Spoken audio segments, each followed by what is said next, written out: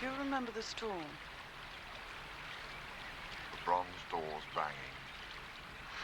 The roses in cellophane. The man who gave the get-together party and was never seen again. Do you remember how the sun came out our last evening? Just as it has done today.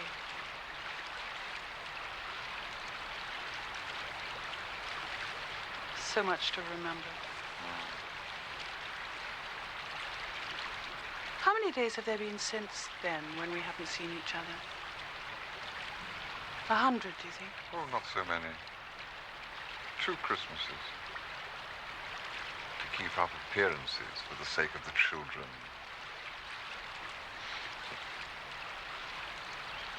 Oh, and the 3 days of good taste before I followed you to Capri. Our first summer. Remember how I hung about in Naples and then followed? How we met by arrangement on the hill path and how flat it felt. I went back to the villa and said, Papa, who do you think's arrived at the hotel? And he said, Charles Ryder, I suppose. And I said, whatever made you think of him? And he said, he seems to have a penchant for my children. It was the time you had jaundice and wouldn't let me see you. And when I had flu and you were afraid to come. Yes. 100 days out of 2 years and a bit. Not a day's coldness or mistrust or disappointment. Never that.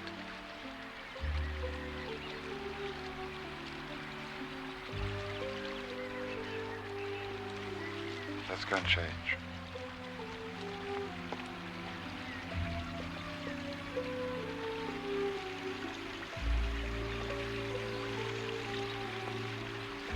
How many more, do you think? Another 100? A lifetime. I want to marry you, Charles. One day, why now? War, this year, next year, sometime soon. I want a year or 2 with you of real peace. Isn't this peace?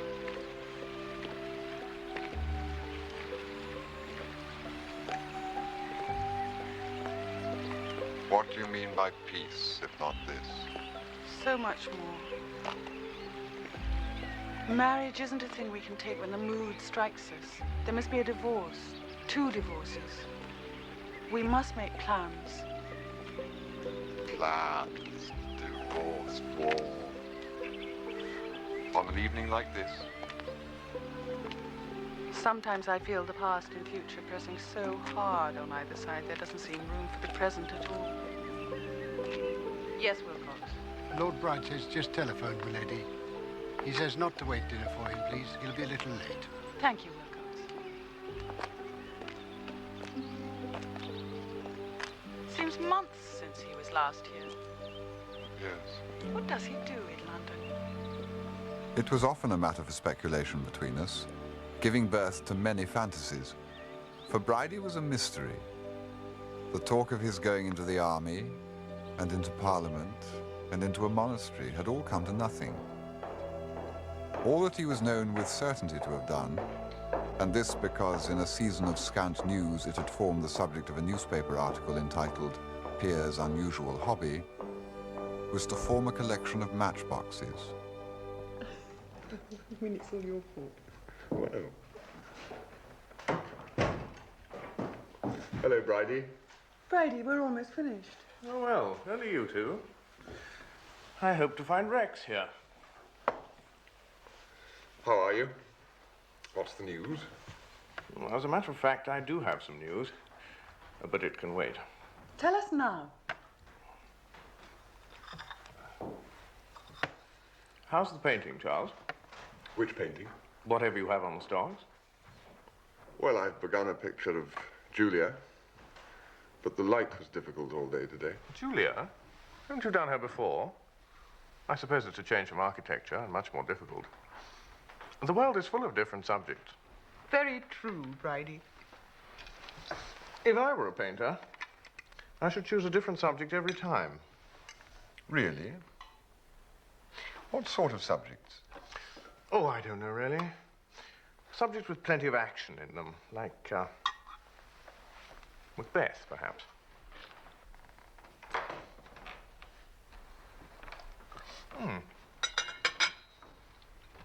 And by the way, I've been meaning to ask you, what happened to Mother's jewels?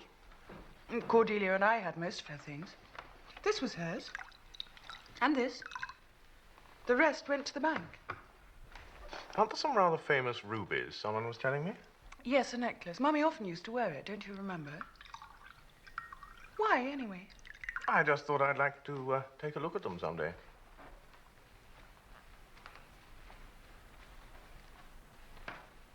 I say, Papa isn't going to pop them, is he? He's not in debt again. No, nothing like that. Come on, Bridie, don't be so mysterious. Out with it.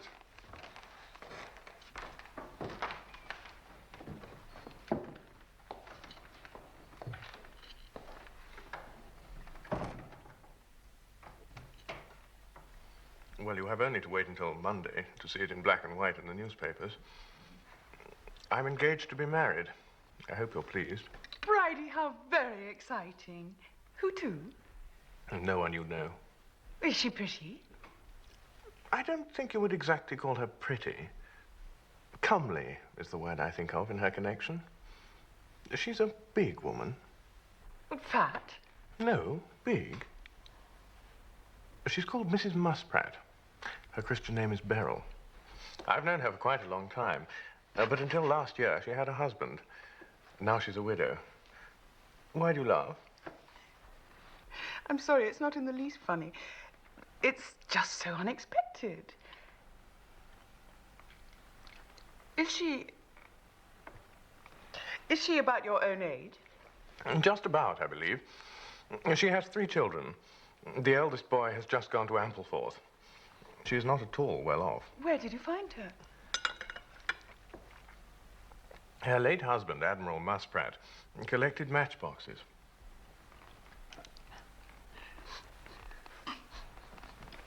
You're not marrying her for her matchboxes. No, the whole collection went to Falmouth Town Library.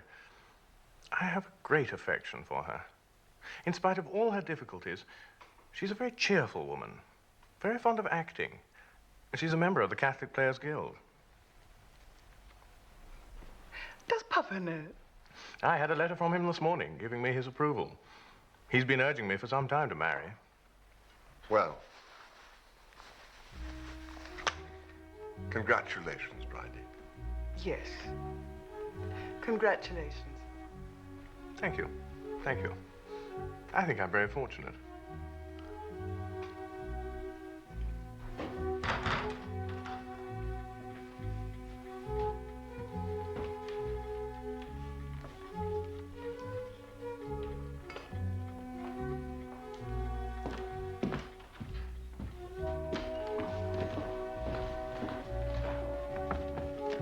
Bridie, when are we going to meet her?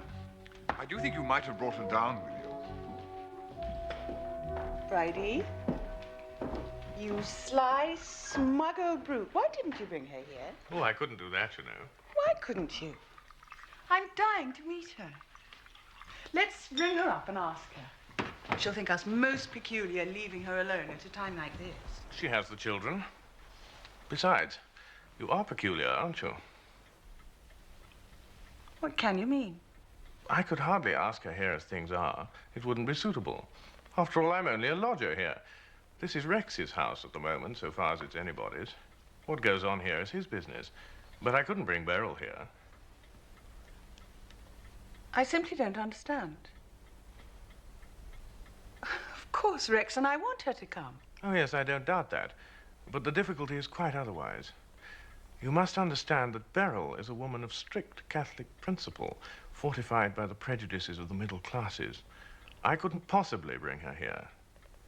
It is a matter of indifference whether you choose to live in sin with Rex or Charles or both. I have always avoided inquiry into the details of your ménage, but in no case would Beryl consent to be your guest.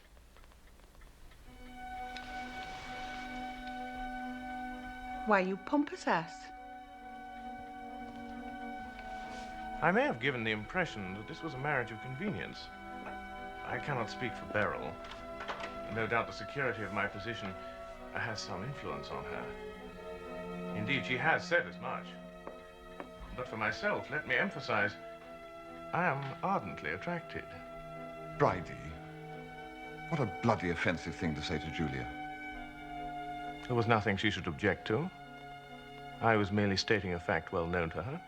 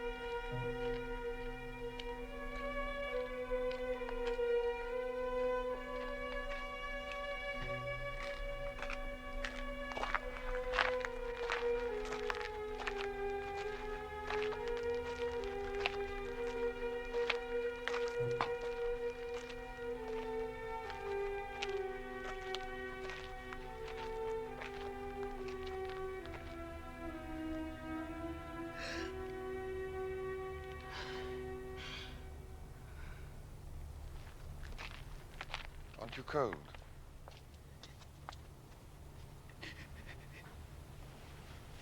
My darling, what is it? Why do you mind? What does it matter what the old booby says? I don't.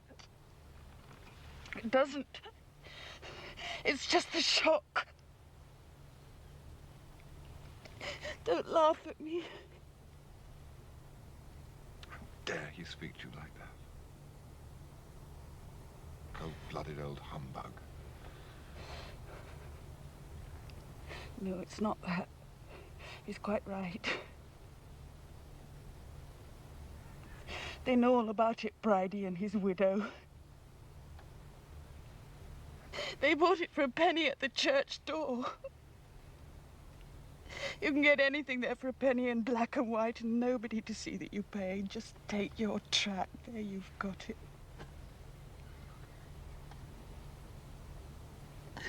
All in one word, too. One little, flat, deadly word that covers a lifetime. Living in sin. Not just doing wrong, as I did when I went to America. Doing wrong, knowing it's wrong, stopping doing it, forgetting it. Oh, that's not what they mean. That's not Bridie's pennyworth. He means just what it says. Living in sin every hour, every day, year in, year out. Always the same. It's like an idiot child, carefully nursed, guarded from the world. Poor Julia, they say, she can't go out. She's got to take care of her little sin. Pity it ever lived, they say, but it's so strong. Children like that always are. Julia's so good to her little mad sin.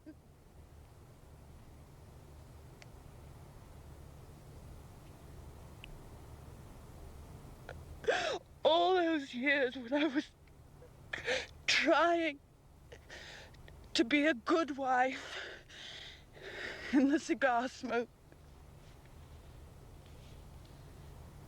When I was trying to bear his child, torn in pieces by something already dead. Putting him away, forgetting him, finding you. The past 2 years with you. all the future with you or without you. War coming. World ending.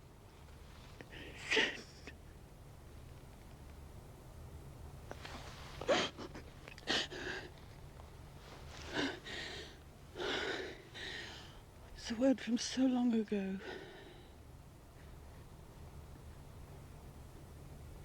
From Nanny Hawkins stitching by the hearth. And the nightlight burning before the Sacred Heart.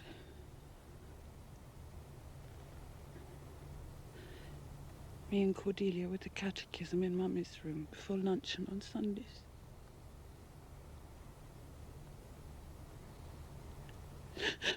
Mummy carrying my sin with her to church, bowed under it.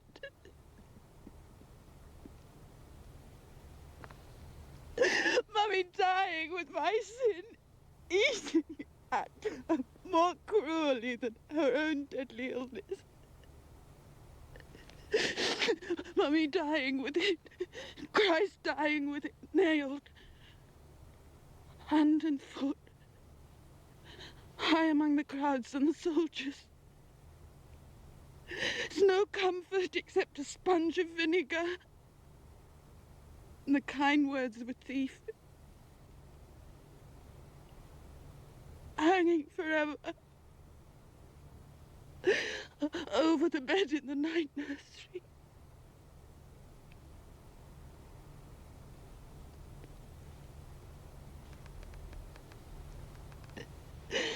There's no way back. The gate's barred. All the saints and angels posted along the wall. Thrown away, scrapped, rotting down.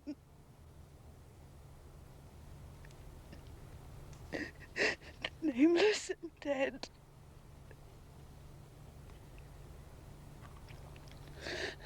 Like the baby they wrapped up and took away before I had a chance to see her.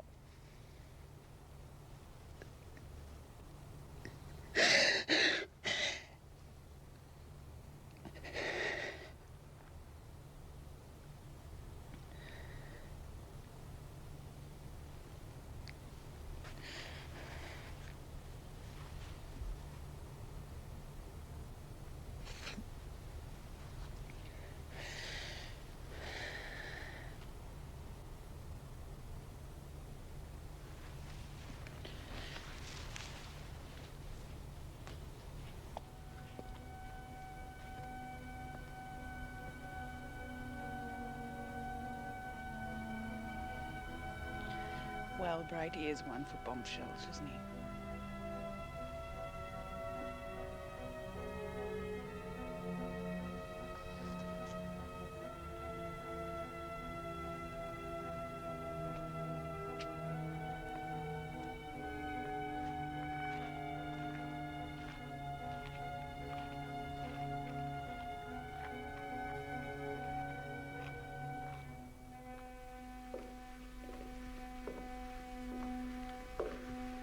Considering that I've just recovered from a fit of hysteria, I don't call that at all bad.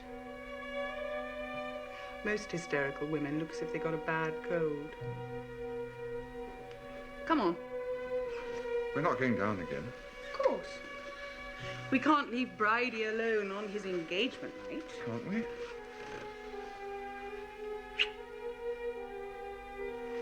I'm sorry about that appalling scene, Charles. I can't explain.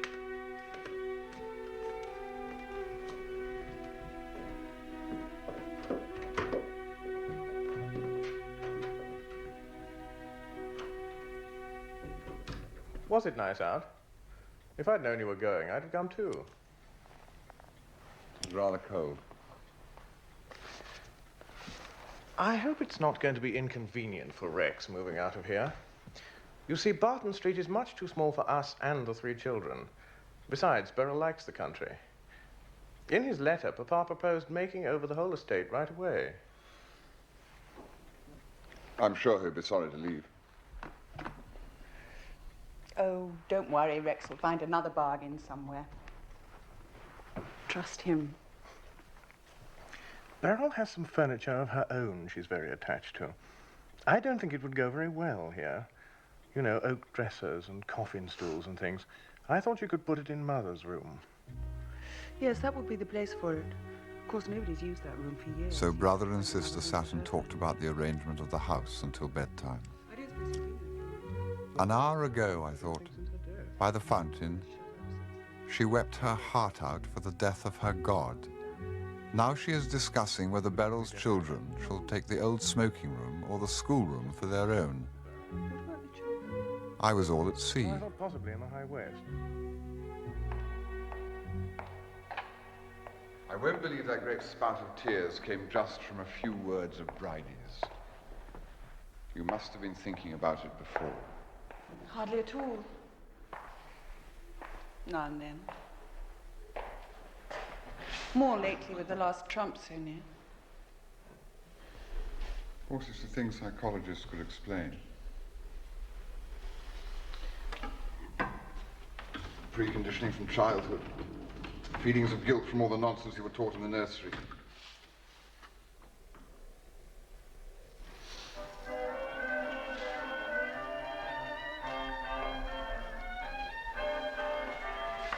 But you do know in your heart that it's all bosh, don't you?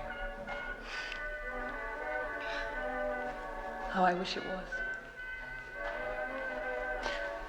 Do you know Sebastian once said almost the same thing to me? He's gone back to the church, you know. Of course, he's never left it as definitely as I did. I've gone too far. There's no turning back. I know that, if that's what you mean by thinking it all bosh.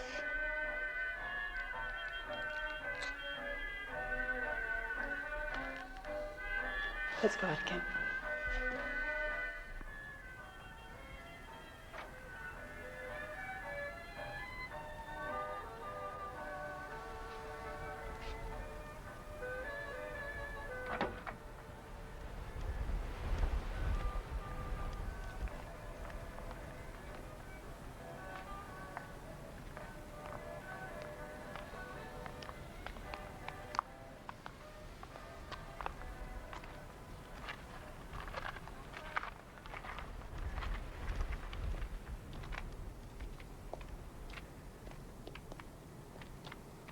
It's like the setting for a comedy. Scene, a baroque fountain in a nobleman's grounds. Act 1, sunset. Act 2, moonlight. Act 3, towards dawn. The characters keep assembling at the fountain for no very clear reason. Comedy. Drama, tragedy, farce, what you will. This is the reconciliation scene. Was there a quarrel? Misunderstanding and estrangement in Act 2. Don't talk in that damn boundarish way. Why must you see everything second-hand? Why must this be a play? It's a way I have. I hate it.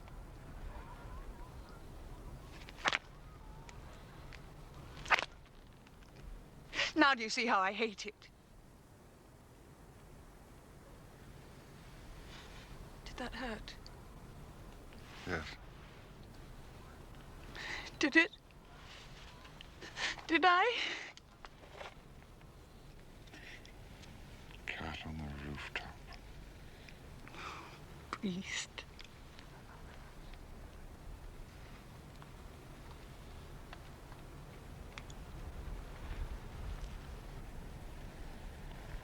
Cat in the moonlight.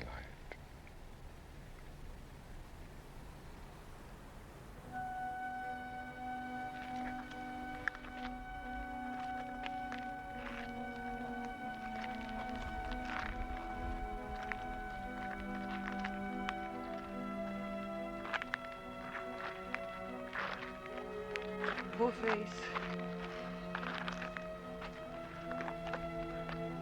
Will there be a mark tomorrow? I expect so.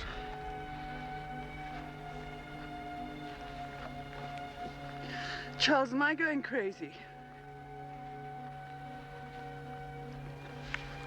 What's happened here tonight?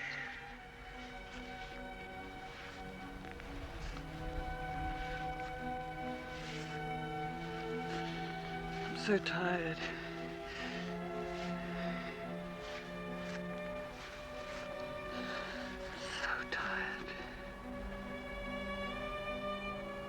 Tired and crazy and good for nothing.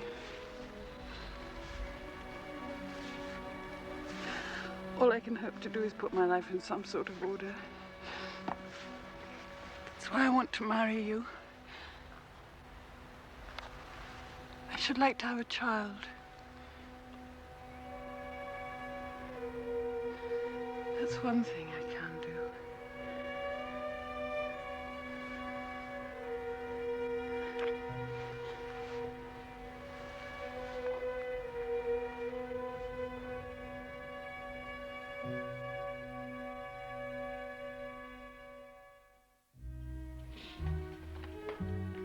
So you're being divorced. Isn't that rather unnecessary after being happy together all these years? We weren't particularly happy, you know. Weren't you? Were you not? I distinctly remember last Christmas seeing you together and thinking how happy you looked and wondering why. You'll find it very disturbing, you know, starting off again. How old are you, 34? Oh, that's no time to be starting. You ought to be settling down. Have you made any plans? Yes. I intend to get married again as soon as the divorce is through. Well, I do call that a lot of nonsense. I can understand a man wishing he hadn't married and trying to get out of it. For I never felt anything of the kind myself. But to get rid of one wife and take up with another immediately is beyond all reason. I've seen a few divorces in my time. I've never known one work out so happily for all concerned. Almost always. However, matey people are at the start, bad blood crops up as soon as they get down to detail. Mind you, I don't mind saying, there have been times in the last couple of years when I thought you were a bit rough on Celia.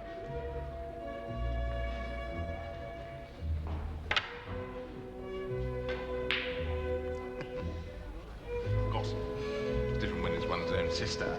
But, I've always thought her a jolly attractive girl.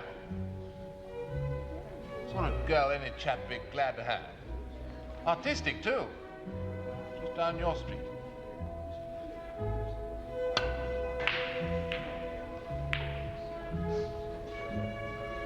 I must admit, you're a good picker. I've always had a soft spot for Julia. I suppose if Julia insists on a divorce, she must have one. Thank God she couldn't have chosen a worse time. Things had not gone as smoothly for Rex as he had planned. Only war could put his fortunes right and carry him into power. A divorce would do him no great harm, but he was like a gambler with a big bank running. He could not look up from the table. Tell her to hang on a bit, Charles. There's a good fella.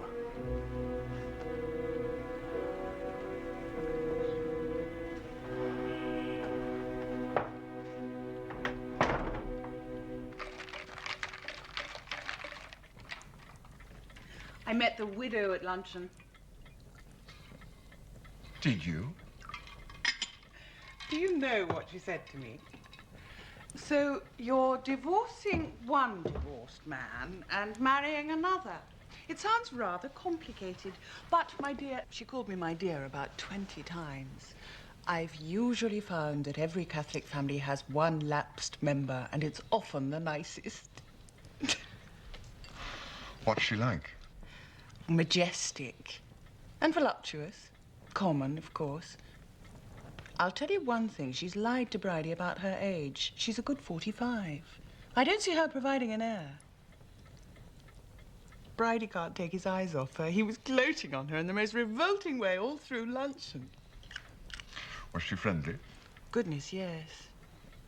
In a condescending way. I think it put her rather at ease to have me there as the black sheep. She concentrated on me, in fact, said rather pointedly she hoped to see me often in London.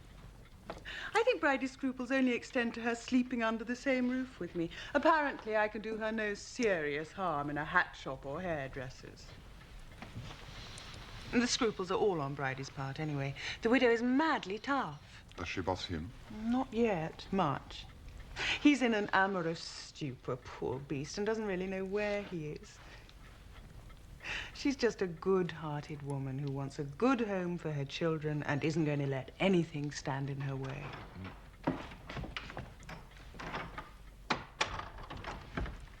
A telephone message, milady, from Lady Cordelia. Lady Cordelia? How marvelous. Where is she? In London, milady. Wilcox, how lovely. Is she coming home? Just starting for the station, milady. She'll be here after dinner. Thank you.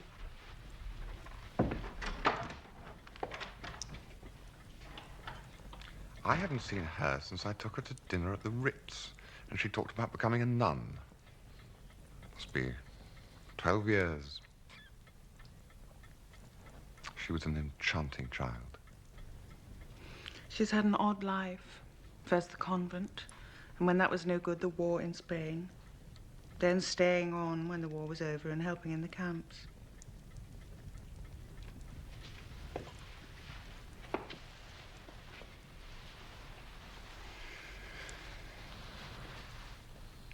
She's grown up quite plain, you know. Does she know about us? Yes. She wrote me a sweet letter.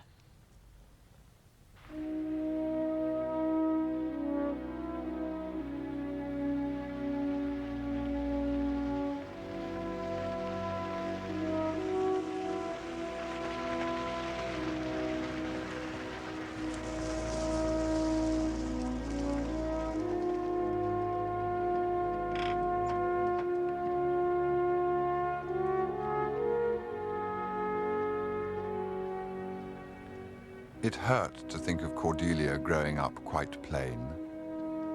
To think of all that burning love spending itself on serum injections and delousing powder. When she arrived, tired from her journey, rather shabby, moving in the manner of one who has no interest in pleasing, I thought her an ugly woman. It was odd, I thought, how the same ingredients, differently dispersed, could produce Brideshead, Sebastian, Julia, and her. It's wonderful to be home. My job's over in Spain. The authorities were very polite. Thanked me for all I'd done. Gave me a medal. And sent me packing.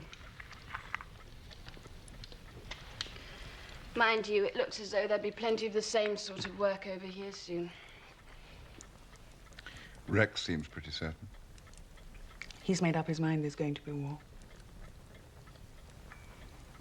I wonder what Papa will do. Where is Rex? Is he coming down? No. The lawyers insisted on a formal separation, so he's moved back to London. I'm only staying until Bridie's installed with the widow and her children. He wrote to me and said if I was homeless, I could stay here after they moved in. I don't know, though. Mrs. Muspratt and the 3 boys. Maybe I'll get myself a flat in London.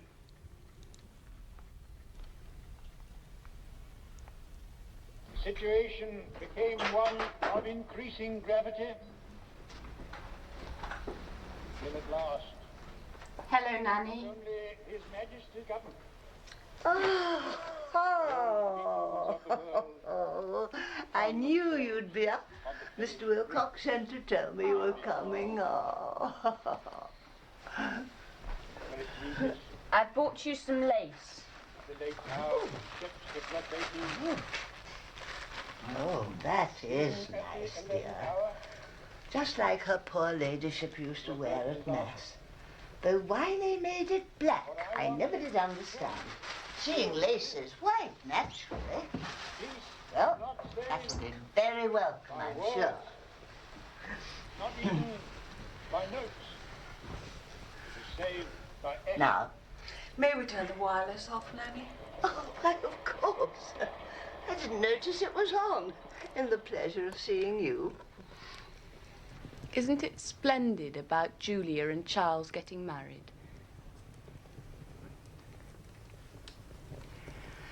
Well, I hope it's all for the best. Brideshead has certainly taken long enough to make up his mind. I've hunted all through Debrett, and I couldn't find any mention of Mrs. Muspratt's connections. She caught him, I dare say. What have you done to your hair? Oh, I know. It's terrible. I must get all that put right now I'm back. Darling Nanny.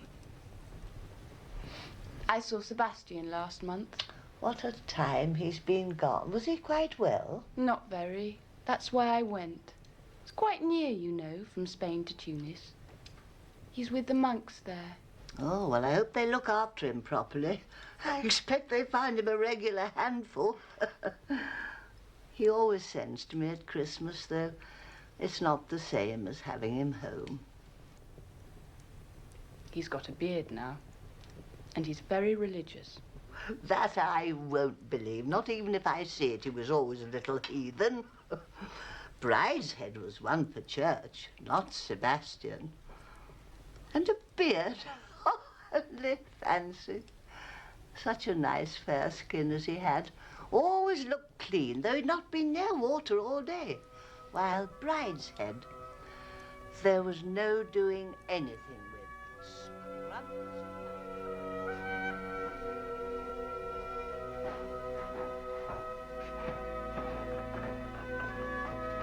Cornelia. What? Come and tell me about Sebastian. Not now, Charles. It's a long story. Tomorrow. Good night. Good night.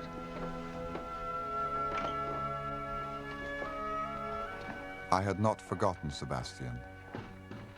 He was with me daily in Julia.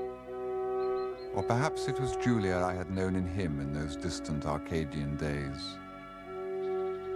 Every stone of the house had a memory of him. And hearing him spoken of by Cordelia as someone she had seen a month ago, my lost friend filled my thoughts.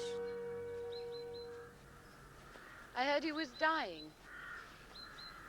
A journalist in Burgos told me who'd just arrived from North Africa. A down-and-out, cold flight, whom the people said was an English lord, had been found starving and taken into a monastery near Carthage. That was how the story reached me. I knew it couldn't quite be true. However little we did for Sebastian, at least he got his money sent to him.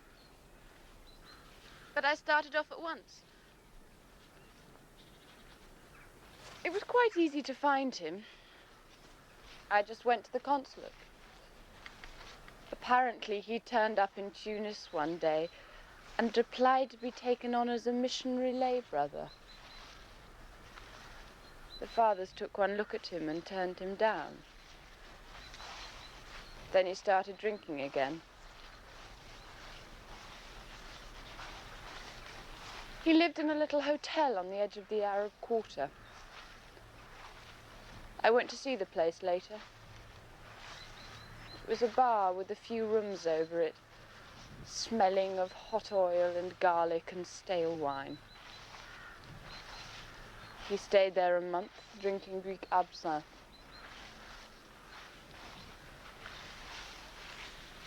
They loved him there. He's still loved, you see.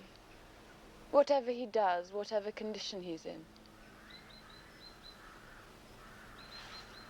It's the thing about him that he'll never lose.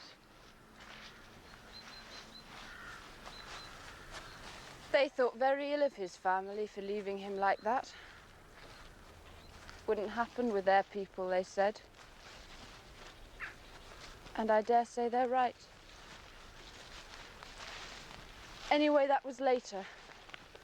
After the concert, I went straight to the monastery and I saw the superior.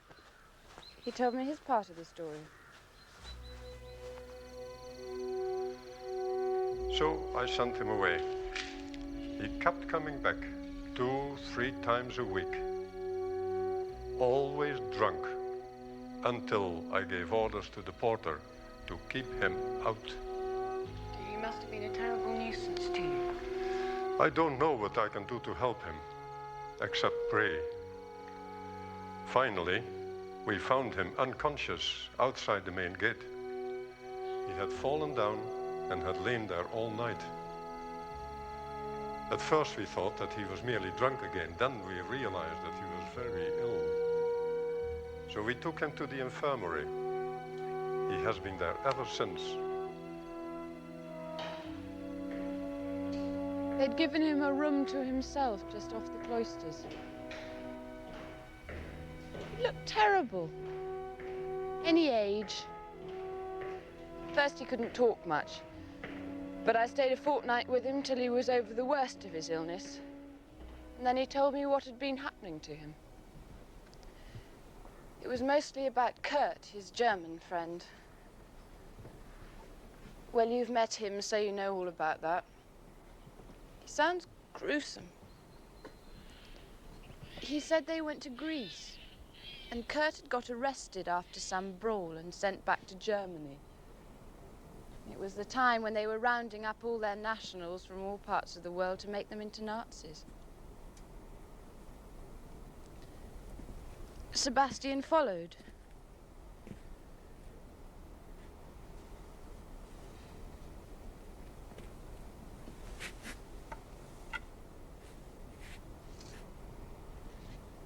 For a year, he couldn't find any trace of him.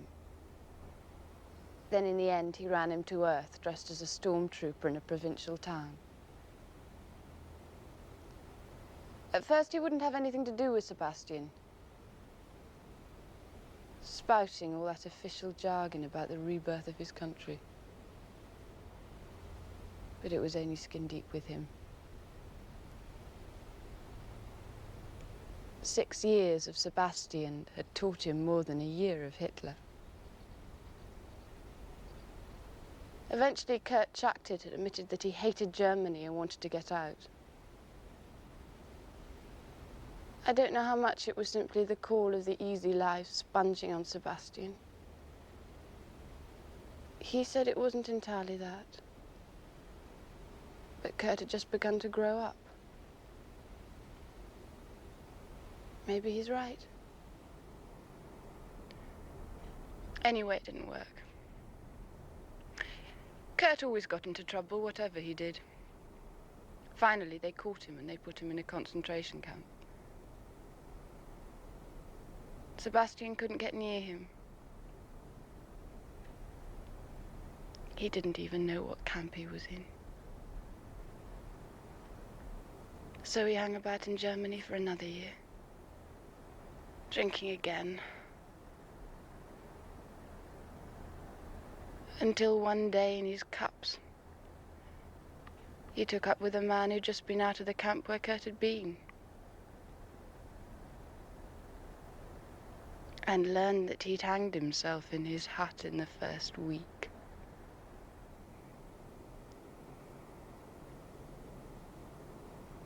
So that was the end of Europe for Sebastian.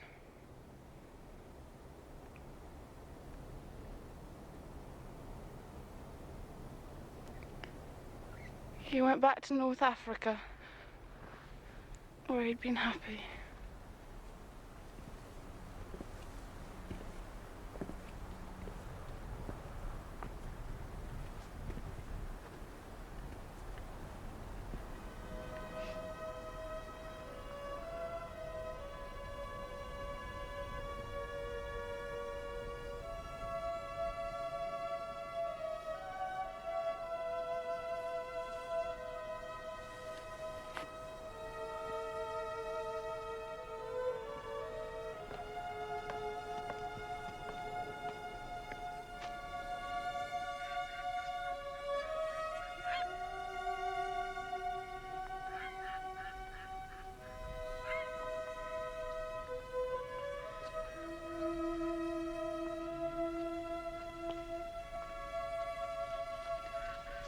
had a governess who jumped off this bridge and drowned herself.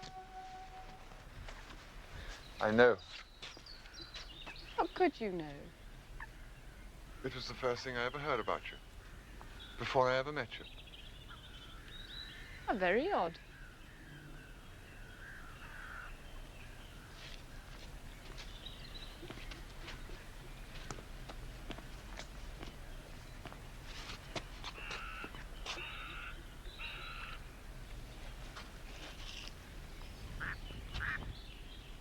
Have you told Julia this about Sebastian?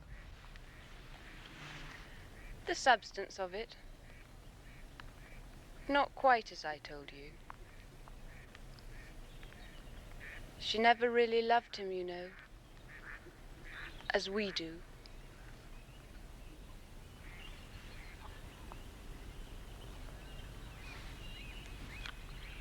Poor old Sebastian. It's quite pitiful. How will it end? I think I can tell you exactly, Charles. I've seen others like him. And I believe that they are very near and dear to God. They'll let him stay there, living half in and half out of the community. He'll be a great favourite with the old fathers, and something of a joke with the novices. There are usually a few odd hangers-on in a religious house. You know, people who don't quite fit into either the world or the monastic rule. I suppose I'm something of that sort myself. But as I don't happen to drink, I'm more employable. He'll disappear for 2 or 3 days every month or so. And they'll all nod and smile and say, "Old Sebastian on a spree again." Then one day, after one of his drinking bouts, he'll be picked up at the gate dying and show by the mere flicker of his eyelids that he is conscious when they give him the last sacraments.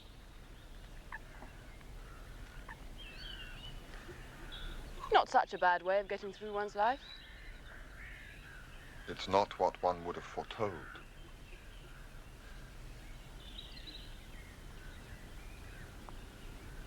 I suppose he doesn't suffer. Oh, yes, I think he does. One has no idea what the suffering may be to be as maimed as he is. No dignity, no power of will. No one is truly holy without suffering. Holy? Yes. That's what you've got to understand about Sebastian.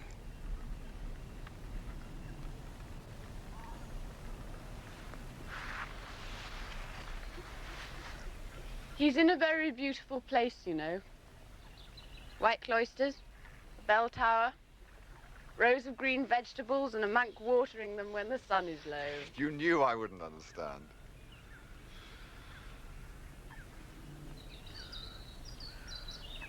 You and Julia.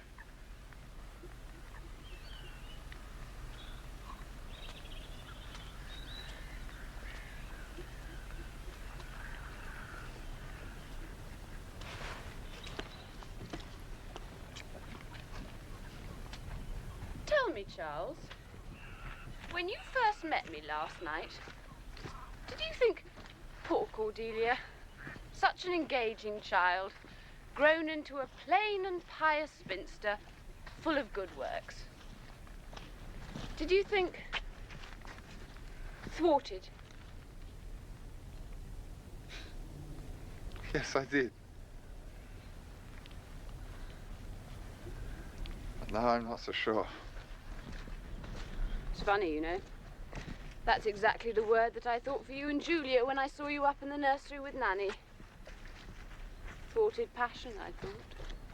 My divorce case or rather my wife's, was due to be heard about the same time as Brideshead was married. But he was to have no triumphal return. Lord Marchmain, with a taste for the dramatically inopportune, declared his intention, in view of the international situation, of returning to England and passing his declining years in his old home.